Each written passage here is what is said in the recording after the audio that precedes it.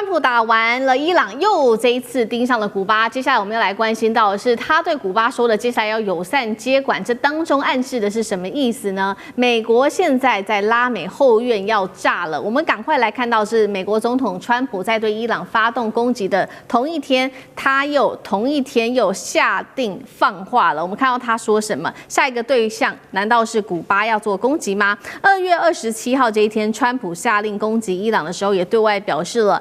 国务卿卢比欧正在跟古巴的领导人进行非常高层级的一个讨论。古巴政府现在他说呢，没有钱，几乎什么都没有，但他们正在跟我们谈话，也许我们会有效友善的接管古巴。这句话是什么意思？委员怎么看？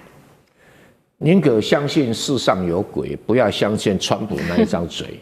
你看看他跟伊朗讲说，我们这次谈判有进展，我们哪一天再谈判。中间就开打了。上次马杜罗不是也这样吗？电话刚通完，哎呀，这个大家好好谈一谈了，电话挂掉没2天，马杜罗被抓起来了。而且马杜罗如果不投降被抓的话，还马上隔壁他。这是川普自己下的命令啊。所以川普今天跟古巴讲说，我们要友善接管。他真的很友善吗？古巴人自己至少会想清楚一点哦。但是古巴当然会比伊朗更加的孤立啊，因为不管是中国也好，俄罗斯也好，远水救不了近火。而且古巴自从卡斯楚不在了以后，古巴的已经没有有魅力的领导人，内部问题也是一大堆。那现在古巴又被封锁，然后又没有石油，因为它唯一的石油来源，要么就来自墨西哥啊，要么就来自委内瑞拉，全部被切断了。所以对古巴来讲，现在老百姓是进入一个很艰难的一个处境，他们必须要选择放弃他们现在的政权，还是要选择接受一个亲美的政权。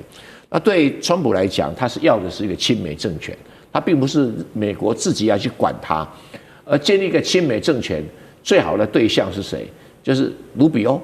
卢比欧他是古巴反对派的人，逃到佛罗里达州的第2代、第3代啊，这些人在佛罗里达就一直想要恢复故土，复兴古巴，这种口号都一直要反攻古巴，一直有在这个一个理念上。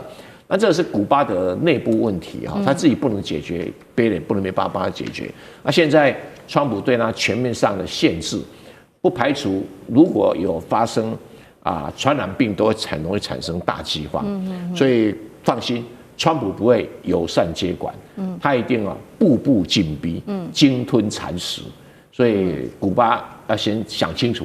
好，那如果说美国要鲸吞蚕食，接下来美国会用什么样子的一个方式呢？会不会透过 CIA 来渗透进古巴呢？我们持续的看到川普他还说什么？他说呢，这个古巴委婉的说是一个失败的国家，他们想要我们的帮助。但是话是这么说，我们看到前2天这个美国跟古巴之间又是充满火药味的。来看到这一件事情，就是发生在2月25号这一天，古巴的海岸警卫队在外海跟一艘佛州注册的快艇交火。古巴的官员说呢，当时船上载有流亡美国的古巴人，他们想要潜入登陆古巴，还带着非常多的武器，包括1.3万发的子弹、13支的步枪、11把手枪，双方就这样子对峙，结果造成了4死6伤。大家在看说，这个会不会是1961年当时的朱罗湾事件的翻版？这群人是自发，还是 CIA 故意在这边策划，想要让古巴发起颜色革命？那舰长又怎么看？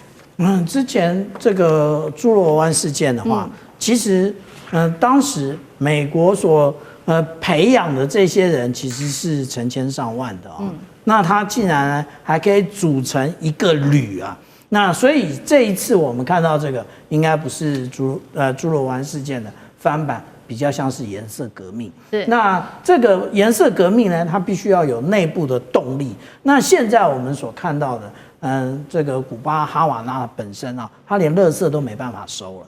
那也就是说，因为这个国家像刚刚我们的郑源老师说的这么穷，然后再加上呢，它的批所不断的贬值，那它也没有可以支持这个国家的任何的能力但是呢，他们现在就是一股气。那哪一股气呢？也就是他们的总统迪亚士卡内尔他讲的，说要保卫祖国，流血。留至最后一滴血，可是讲这个一点用都没有。为什么？因为对于一般平民老百姓来讲，那他要怎么样去跟你流血嘞？你是有权利的，我又没有权利。那所以我们这样子讲啊，说现在他的原来他的这个支持的这一个无论是墨西哥或者是这些南美的国家，通通都已经在这个川普的压力或者是眼神之下，大家都好自爱了啊。那所以我们讲说，未来可能用什么样的手段？最可能的就是颜色革命，让他内部的人推翻现在的政府，然后选出亲美的政府。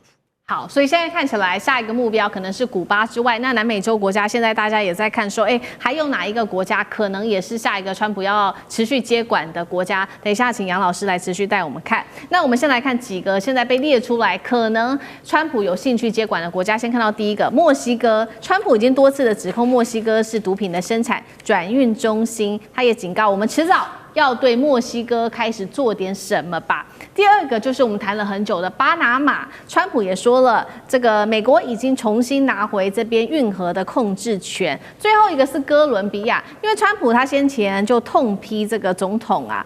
当地的总统说呢，哥伦比亚病得很重，由一个病态的人统治，他喜欢制造可卡因，并卖给美国，他不能一直这样下去。这几个国家哪一个会是川普接下来的目标？那杨老师又怎么看？川普接下来的目标应该是他自己啊，要救他自己的政治的这个生命啊，尤其是在年底的启动选举。基本上。从关税到银魔案到 ICE， 对川普跟对 MAGA 而言，其实他现在的不支持率已经高达到60%以上。这一次对伊朗的动手，我觉得目前的情绪是复杂的，因为伊朗在美国的政治的就是论述当中啊，其实一直都是美国的最主要挑战者，而且是邪恶国家，而且要发展核子武器，支持恐怖主义。可是呢？当你在伊朗的问题越加的深入，尤其是在攻打了伊朗，然后造成哈梅尼的死亡之后，媒体越来越多的讯息会出来，所以会绝对的完全是支持伊朗川普这一边，然后使川普重新得到更高的支持度，这也不一定。那同时也取决于接下来后续的战争的发展。他是不是在接下来这个时间能够去针对别的国家，墨西哥、巴拿马、哥伦比亚？就我觉得他现在接下来能够把委内瑞拉给处理好，应该就不容易了吧？那还有古巴，但这两个国家跟之前跟这个就是伊朗不一样，伊朗是个筛子，它已经完全的渗透，自己内部的两个对立也非常的严重，世俗派跟神权政府。那委内瑞拉也某种程度也是如此，可是马杜罗既然已经被绑架走了，那委内瑞拉现在面临到的是，到底要面对川普要这个跪得多深？目前基本上已经头低下来，可是没有跪下去。所以川普会不会要委内瑞拉真的跪下来？但不会真的这个发动军事的这个，就是说占领啊，或者是地面上的攻击，会不会一波新的绑架行动啊？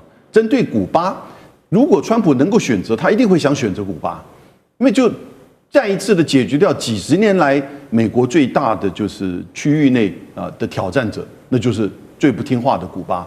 如果他能够解决掉古巴，让古巴形成一个亲美政府的话，那这个大概是几十年来，美国也就200年历史嘛，几十年来的这个最伟大的外交成就的总统，他已经解决掉伊朗，进入了古巴，但是古巴那么容易的啃下去吗？